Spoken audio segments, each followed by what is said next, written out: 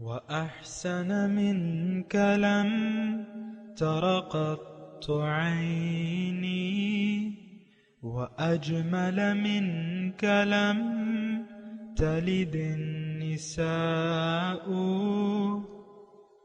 خلقت مبرأ من كل عيب خلقت مبرأ من كل عيب كأنك قد خلقت كما تشاء كتاب أنزلناه إليك مبارك ليدبروا آياته وليتذكر أولو الألباب۔ یہ کتاب برکت والی ہے جسے ہم نے آپ کی طرف نازل فرمایا ہے تاکہ دانش مند لوگ اس کی آیتوں میں غور و فکر کریں اور نصیحت حاصل کریں۔ اللہم صلی علی سیدنا محمد وعلی آل سیدنا محمد بعدد کل ذرۃ مئۃ الف الف مرۃ۔ سامعین و ناظرین کرام، السلام علیکم ورحمۃ اللہ وبرکاتہ۔ سامعین کرام، سورہ صافات آیت 47 سے 49۔ آج کا موضوع، کیا ہم لوگ دوزخ میں جانے کے لیے زبردست تیاری میں مصروف ہیں؟ اس کے ساتھ سامعین کرام آج کے سبق کا آغاز کرتے ہیں۔ سب سے پہلے گزشتہ سبق کا اعادہ ہوگا۔ إلا عباد اللہ المخلصین، ہاں مگر اللہ کے وہ برگزیدہ و منتخب بندے جنہیں نفس اور نفسانیت سے رہائی مل چکی ہے۔ اولئک لہم رزق معلوم، یہی وہ لوگ ہیں جن کے لیے صبح و شام رزق خاص مقرر ہے۔ فواکہ وہم مکرمون، ہر قسم کے میوے ہوں گے اور ان کی تعظیم و تکریم ہوگی۔ فی جنات النعیم، نعمتوں اور راحتوں کے باغات میں مقیم ہوں گے۔ علی سرر متقابلین، تختوں پر مسند لگائے آمنے سامنے جلوہ افروز ہوں گے۔ یطاف علیہم بکأس من معین، ان پر چھلکتی ہوئی شراب طہور کے جام کا دور چل رہا ہوگا۔ بیضاء لذۃ للشاربین، جو نہایت سفید ہوگی، پینے والوں کے لیے سراسر لذت ہوگی۔ سامعین ناظرین، آج سورہ صافات آیت نمبر 47۔ شراب کا جنتیوں کا تذکرہ ہے، اور پھر اس ضمن میں شراب کی بات آئی ہے، اس کی صفات بیان ہو رہی ہیں۔ لا فیہا غول، اس میں نہ کوئی درد سر ہوگا، ولا ہم عنہا ینزفون، اور نہ اس سے کوئی نشہ ہوگا، بہکیں گے بھی نہیں، درد سر بھی نہیں ہوگا۔ وعندہم قاصرات الطرف عین، اور ان کے پہلو میں نیچی نگاہ والی بڑی ان کی پہلو میں ہوں گی نیچی نگاہ والی اور عین بڑی آنکھوں والی۔ قاصرات الطرف نیچے نظریں جھکائے ہوئے، بڑی آنکھوں والی۔ کأنہم بیض مکنون، گویا کہ یہ پردے میں رکھے ہوئے انڈے ہیں۔ بیض انڈے کو کہتے ہیں، مکنون چھپے ہوئے۔ فاقبل، اچھا بہرحال یہ آپ کو میں نے گزشتہ سبق میں بھی یہی کہا تھا سامعین کرام کہ جنت جو جنتی ہیں تو اس کا حال بیان ہو رہا ہے کہ وہ کون سے مزے میں ہوں گے۔ کچھ تو ہم نے گزشتہ سبق میں اس کا تذکرہ پڑا تھا کہ وہ میوے ہوں گے اور تخت شاہانہ پہ بیٹھے ہوئے ہوں گے اور یعنی شراب کے جاموں کے دور چل رہے ہوں گے. بیضاء لذۃ للشاربین، لذت انگیز ہوگا وہ پینے والوں کے لیے. آج وہی مضمون ہے، لا فیہا غول، اس میں درد سر نہیں ہوگا، ولا ہم عنہا ینزفون، اور نہ وہ بہکیں گے. یعنی آپ ایسے باہر نہیں نکلیں گے جیسے کہ یہاں نکل جاتے ہیں. سامنے کرام، آپ کو معلوم ہے یہ شراب تو خانہ خراب ہے لیکن وہ شراب طہور ہوگی. اور وہاں اس کے بعد یہاں کہا جا رہا ہے سامنے کرام کہ وعندہم قاصرات الطرف عین، ان کے پاس نگاہیں نیچی یعنی نگاہیں بچانے والی خوبصورت آنکھوں والی عورتیں ہوں گی. بہرحال آپ کو میں نے گزشتہ سبق میں یہ کہا تھا سامنے کرام کہ جو بھی نعمتیں ہیں یہ اس کی تمثیل بیان کی جا رہی ہے، یعنی اس کی مثالیں بیان کی جا رہی ہیں. لیکن بات یہ ہے کہ ان نعمتیں جو وہاں پہ ہمارے لیے ہوں گی اس کے متعلق ہماری سوچ کام نہیں کرتی. یعنی اس سے کئی 100 گنا اعلیٰ اور ارفع، میں اگر مختصر جملہ کہوں نا، اس سے کئی 1000 گنا میں کہہ دوں. اس وقت اصل میں یہ 1000 گنا یا 100 گنا یہ تو میں کہہ رہا ہوں، لیکن یہ ہے کہ بے حد و حساب اگر میں کہوں تو بہتر ہے. یعنی ہم سوچ بھی نہیں سکتے. 1000 گنا میں کہوں تو یہ تو ایک شمار آ گیا کہ یہ 1000 گنا اس سے بہتر ہوں گی، لیکن 1000 گنا تو نہیں ہے.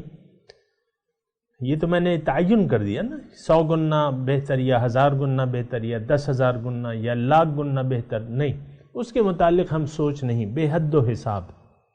فَلَهُمْ أَجْرٌ غَيْرُ مَمْنُونَ کے الفاظ آئے پھر سورہ 3 میں.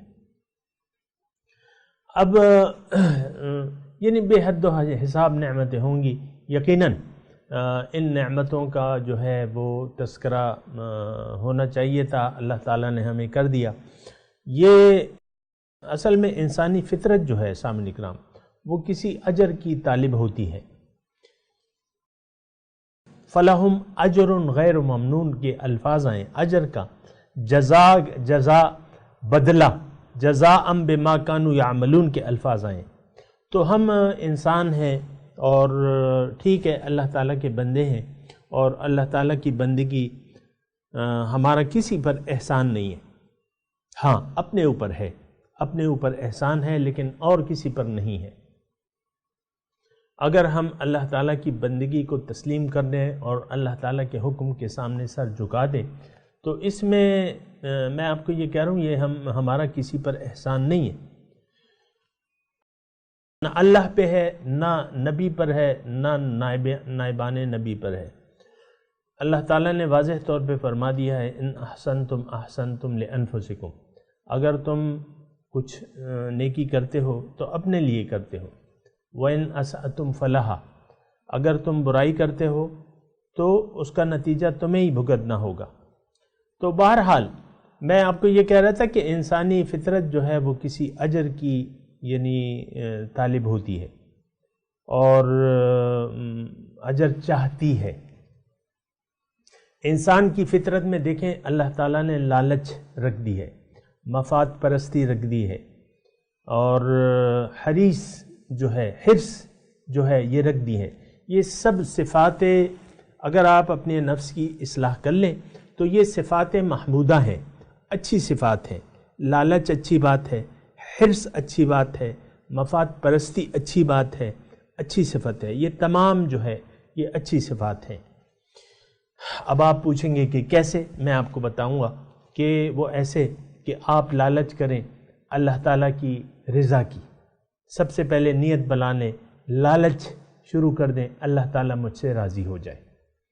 پھر آپ لالچ میں رکھیں جنت کی اور جنت کی نعمتوں کی. پھر دیدار الہی کی لالچ رکھیں، آپ ملاقات کی لالچ رکھیں، قرب خدا بندی کی لالچ رکھیں، اس کا حرص کریں. اور یہ آپ کا مفاد ہے، آپ مفاد پرست بن جائیں. اپنے مفاد کو دیکھیں. دیکھیں یہ دنیا جو ہے اس میں یا تو آپ نے فائدے کا سودا کرنا ہے اور یا جو ہے نقصان کا سودا کرنا ہے. دونوں چیزیں ہیں اس میں. اللہ تعالیٰ نے جب ہمیں یہ جسم دے دیا، ہماری روح کو جسم دے دیا، قوت دے دی، اختیار دے دیا، ارادہ دے دیا، اب ہم نے عمل کرنا ہے. اب یہ دنیا جو ہے اس سے آپ سودا ان چیزوں کا کریں جو آپ نے کرنا ہے. وہ چیزیں بیچیں جو آپ کے پاس کچھ سودا ہے وہ آپ بیچ ڈالیں. نفع یعنی وہ فائدہ مند چیزیں پھر آپ کو مل جائیں گی. مثال کے طور پہ آپ نے جنت کی لالچ شروع کر دی، اللہ تعالیٰ کی رضاؤں کی، اللہ کی ملاقات کی، اللہ کے دیدار کی. آپ لالچی ہو گئے، حریص ہو گئے، اور آپ یہ چاہنے لگے کہ مجھے اللہ کا قرب مل جائے، اللہ کی رضا مل جائے، اللہ تعالیٰ کی تیار کی ہوئی جنت مل جائے، اس جنت میں میرا بیچ میں محل ہو اور جنت الفردوس مجھے مل جائے. تو اب اس کے لیے کیا ہے؟ اللہ تعالیٰ نے ایک سودے کا انتظام کر دیا ہے آپ کے لیے. ان اللہ اشتری من المؤمنین انفسهم واموالهم بان لهم الجنہ. اللہ تعالیٰ نے مومن سے خرید لیے ہیں ان کے مال و جان، اس کے عوض جو ہے ان کے لیے جنت ہے. اب جنت کا سودا ہو رہا ہے، دنیا میں جنت کا سودا بازار لگا ہے. آپ نے دوزخ خریدنی ہے تو اس کے لیے آپ کو کوئی خاص ارادے اور خاص جد و جہد کی ضرورت نہیں ہے. دیکھیں جنت اور دوزخ یہ دونوں سودے ہیں. اور میں آپ کو یہ بات بڑے مزے کی ہے، تھوڑا سا اس میں جلدی نہ کریں. میں آپ کو کہہ رہا ہوں کہ آخرت میں جب جائیں گے تو دو مقامات ہوں گے. اللہ تعالیٰ نے وہ ارشاد فرمایا ہے فریق فی الجنت و فریق فی السعیر. ایک ٹولی جو ہے وہ جنت میں ہوگی اور ایک ٹولی جو ہے وہ دوزخ میں ہوگی. یہاں بھی سامعین کرام یہ جنت کے سودے، جنت اور دوزخ یہاں آپ یعنی حاصل کر سکتے ہیں. یا دو ہی سودے بک رہے ہیں، یا جنت کا سودا بک رہا ہے یا دوزخ آپ خرید سکتے ہیں. دوزخ کی میں آپ کو بتاؤں آسان طریقہ جو ہے دوزخ، اگر آپ دوزخ کے وسط میں جانا چاہتے ہیں، ابھی اس کا تذکرہ آ رہا ہے، یہ جو اگلی آیات ہیں اس میں اگر آپ دوزخ میں جانا چاہتے ہیں، مثال کے طور پہ کوئی بھی آپ یہ نہ کہیں، میں یہ کہہ رہا ہوں کہ اگر کوئی جنت میں دوزخ کے بیچ میں اپنا ٹھکانہ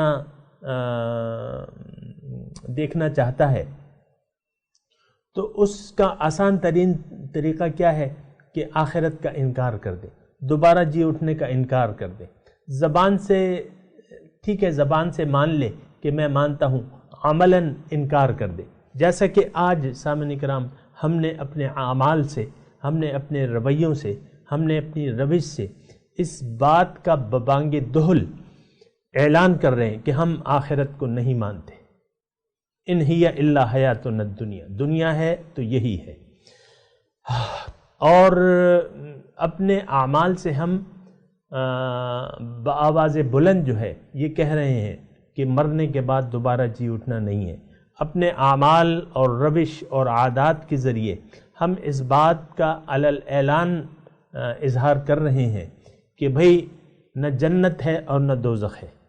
اب آپ آخرت یعنی جزائے اعمال کا آپ انکار کر دیں، آخرت کا انکار کر دیں، دوبارہ جی اٹھنے کا انکار کر دیں تو دوزخ کے وسط میں آپ کے لیے جگہ مقرر کر دی جائے گی. ابھی وہ آیات آ رہی ہیں. دوسرا ایک میں آپ کو ایک آسان طریقہ بتاتا ہوں جس میں کوئی محنت نہیں کرنی آپ نے. اللہ تعالیٰ یعنی کس چیز کے لیے؟ دوزخ میں جانے کے لیے آسان ترین طریقہ اللہ تعالیٰ کی بھجوائی ہوئی ہدایت خداوندی جو ہے اس سے آپ عملاً انکار کر دیں اور کہہ دیں ما نزل اللہ من شیء، اللہ نے تو کچھ عمل کے لیے کوئی نازل ہی نہیں کیا. ہمارا آج یہی طرز عمل ہے.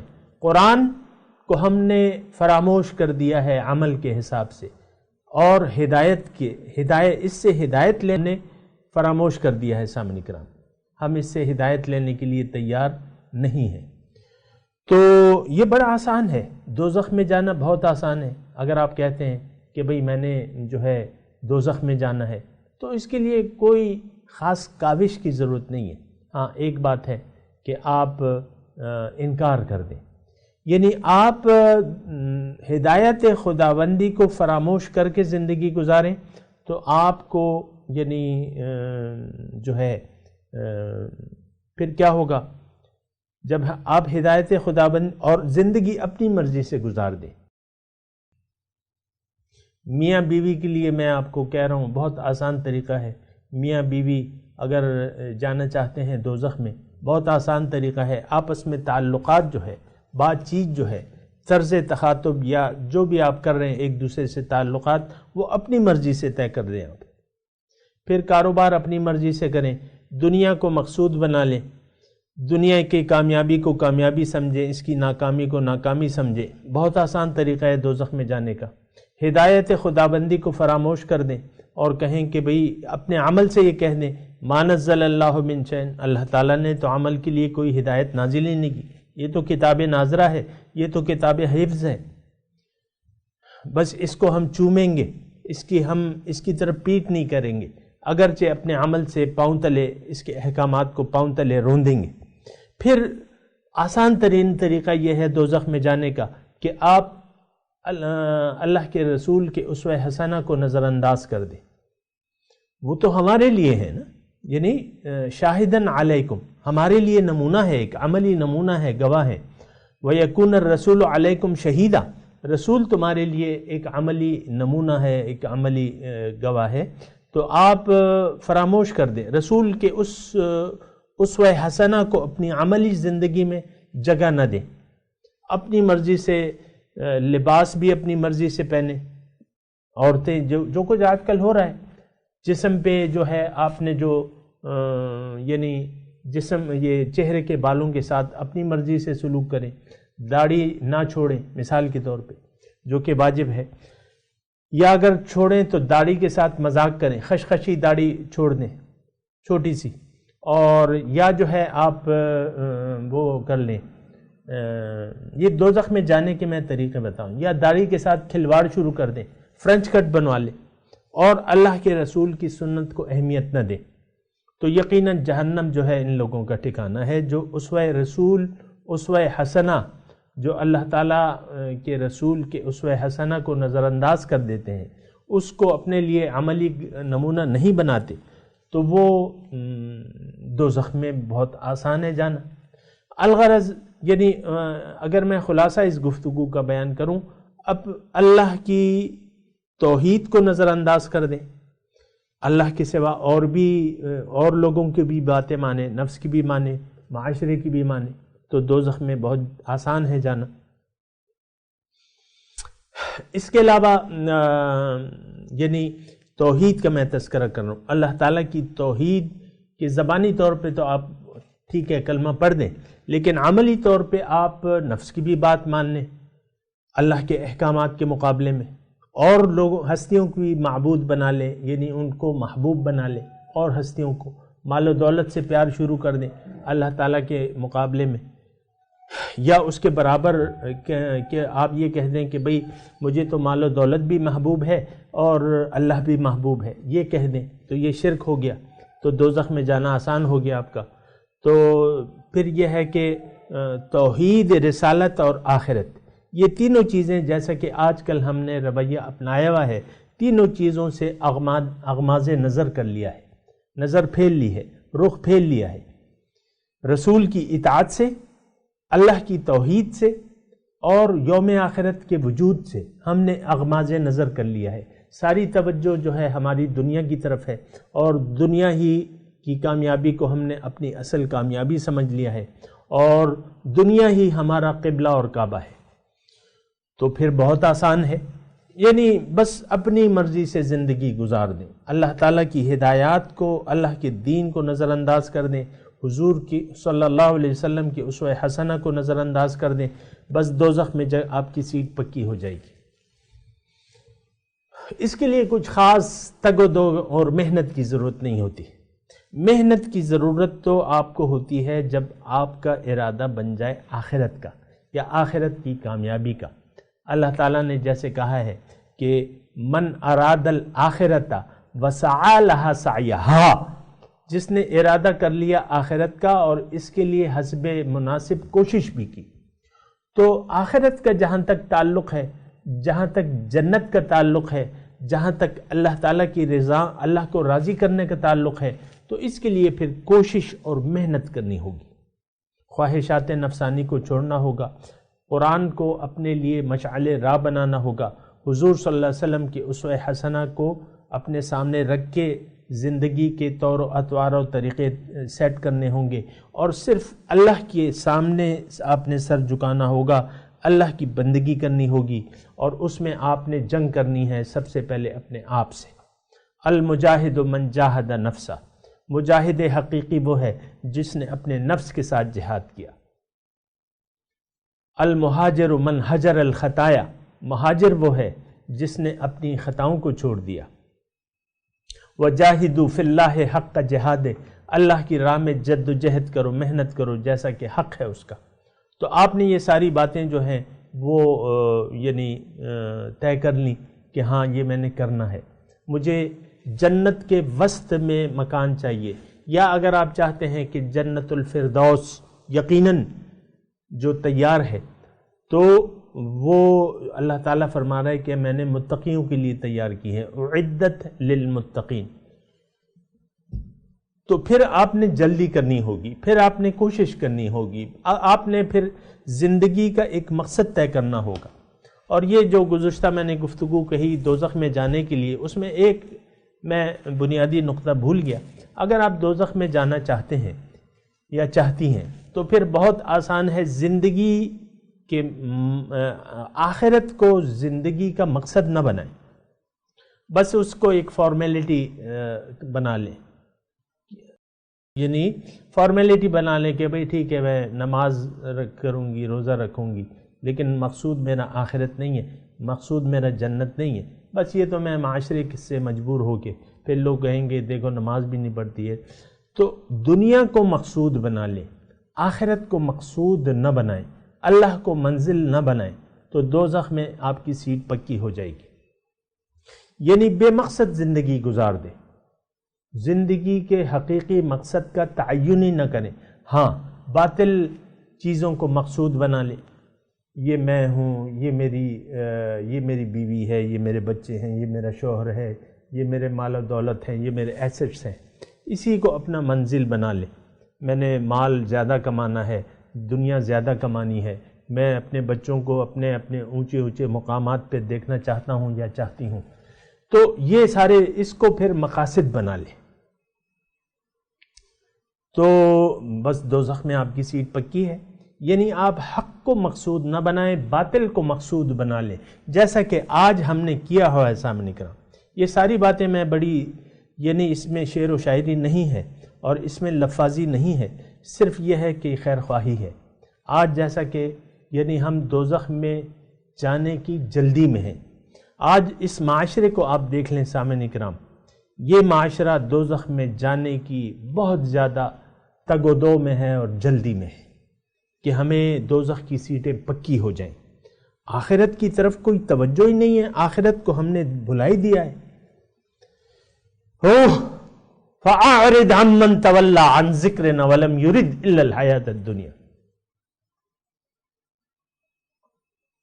قُلْ هَلْ نُنَبِّئُكُمْ بِالْأَخْسَرِينَ أَعْمَالًا الَّذِينَ ضَلَّ سَعْيُهُمْ فِي الْحَيَاةِ الدُّنْيَا وَيَحْسَبُونَ أَنَّهُمْ يُحْسِنُونَ صُنْعًا وَهُمْ يَحْسَبُونَ أَنَّهُمْ يُحْسِنُونَ صُنْعًا أُولَئِكَ الَّذِينَ كَفَرُوا بِآيَاتِ رَبِّهِمْ وَلِقَائِهِ فَلَا نُقِيمُ لَهُمْ يَوْمَ الْقِيَامَةِ وَزْرًا۔ سب سے زیادہ نقصان میں اللہ تعالیٰ فرما رہا ہے کیا میں تمہیں نہ بتاؤں وہ لوگ جو سب سے زیادہ نقصان میں ہیں، ضَلَّ سَعْيُهُمْ فِي الْحَيَاةِ الدُّنْيَا، جن کی ساری کوششیں گم ہو گئیں دنیا ہی کے لیے۔ ضَلَّ سَعْيُهُمْ، میں نے جیسے آپ کو کہا نا بِالْأَخْسَرِينَ أَعْمَالًا، دیکھیں یہ ساری گفتگو قرآن کی روشنی میں کر رہا ہوں آپ کے لیے، اپنے آپ سے نہیں لگا ہوا، قرآن کی روشنی میں کہ دوزخی کون لوگ ہیں جن کی ساری کوششیں دنیا کے لیے صرف ہو گئی۔ بہرحال یہ میں آپ کو بتا رہا ہوں، میں جنت کا تذکرہ کر رہا تھا، جنتی لوگ جو ہیں جنت جانے کے لیے یہاں اپنے سیٹ پکی کرنی ہوگی. اس کو محض اللہ تعالیٰ کے لطف و کرم یا شفاعت محمدی صلی اللہ علیہ وسلم تک محدود نہیں رکھنا ہوگا آخرت کو، بلکہ اس کے لیے جد و جہد کرنی ہوگی. وہ تو شفاعت اور اللہ تعالیٰ کی بخشش و کرم کی تو اپنی شان ہے، اس کی اپنی یعنی اس کے اپنا دائرہ کار ہے. مشرکوں کی شفاعت نہیں ہوگی، نہ ان کی بخشش ہوگی. کافروں کی اور کافرانہ روش رکھنے والوں کی نہ شفاعت ہوگی نہ بخشش ہوگی. منافقانہ روش رکھنے والوں کی نہ شفاعت ہوگی نہ بخشش ہوگی. تو وہ تو الگ چیز ہے. وہ تو مومن جن سے گناہ ہو گئے ہیں، خلطوا عملا صالحا وآخر سیئا، مکس عمل اگر کسی نے کیے ہیں اور نیت شرک اور کفر کا نہ ہو اور نفاق نہ ہو، تو پھر ان لوگوں کے لیے اللہ کی بخشش ہے، اللہ کی رحمت ہے، اور حضور صلی اللہ علیہ وسلم کی شفاعت وغیرہ یہ سب قرآن شفاعت کرے گا، حضور شفاعت کریں گے، یہ سب ہیں. لیکن میں یہ کہہ رہا ہوں کہ جنت میں اگر آپ نے سیٹ پکی کرنی ہے تو یہ کبھی نہ سوچئے گا کہ یعنی محض اللہ کی رحمت پہ تکیہ نہ کیجئے گا، کیونکہ ایسا نہیں ہے، ایسا نہیں ہے جیسا کہ آپ سوچ رہے ہیں. اور میں ایک حدیث کے ذریعے ضرور وضاحت کروں گا اپنی اس بات کی. حضور صلی اللہ علیہ وسلم فرماتے ہیں الکیس من دان نفسہ وعمل لما بعد الموت. تم میں سے ہوشیار انسان وہ ہے جو اپنے نفس کو قابو میں کر لے اور عمل کرے اس وقت کے لیے جو موت کے بعد ہوگا. والعاجز، اور بے وقوف ہے وہ شخص جو اپنے خواہشات نفس کی پیروی کرے. من اتبع ہوا وتمنا علی اللہ، اور اللہ سے امید مان لے. خواہشات نفس کی پیروی کر رہے، ادھر اللہ سے امید باندھی بھی ہے، یہ بے وقوف ہے یہ شخص. تو میں آپ سے کہہ رہا ہوں ایسی بے وقوفی نہ کیجیے گا. اللہ کی بخشش جو ہے، وہ اللہ کی رحمت جو ہے، قریب من المحسنین، وہ نیکوکاروں کے ساتھ ہوتی ہے. بہرحال یہ ساری چیزیں ہیں سامعین کرام، میں نے آپ کو مختصر طور پہ بتا دیا. میں تلاوت کرتا ہوں، میرے ساتھ دہرائیے. اعوذ باللہ من الشیطان الرجیم، بسم اللہ الرحمن الرحیم. لا فیہا غول ولا ہم عنہا ینزفون وعندہم قاصرات الطرف عین کأنہن بید مکنون. ترجمہ سنا دیں. لا فیہا غول،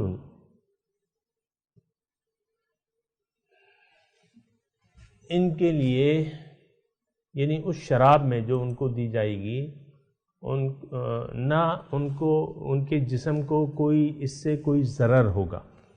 ولا ہم عنہا ینزفون، اور نہ وہ بہکیں گے، یعنی عقل خراب نہیں ہوگی.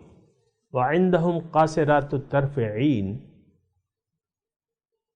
اور ان کے پاس نگاہ بچانے والی خوبصورت آنکھوں والی عورتیں ہوں گی. کأنہن بید مکنون، جیسے انڈے کے چھلکے نیچے چھپی ہوئی جھلی. مکنون کہتے ہیں وہ انڈے کی اس جھلی کو جو انڈے کے ظاہری چھلکے کے نیچے ایک جھلی ہوتی ہے. تو وہ یعنی اتنی نرم و نازک جو ہے، اس سے مراد یہ ہے. بہرحال اب ان آیات کی تلاوت اور ترجمہ. لا فيها غول ولا هم عنها ينزفون. Never polluted and never intoxicating. وعندهم قاصرات الطرف عين. With them will be bashful women with lovely eyes. كأنهن بيض مكنون. As if they were closely guarded pearls. اس کے ساتھ ہی آج کے درس کا وقت اختتام کو پہنچا. انشاءاللہ اگلے درس میں ملاقات ہوگی. وآخر دعوانا ان الحمدللہ رب العالمین. والسلام علیکم ورحمۃ اللہ وبرکاتہ.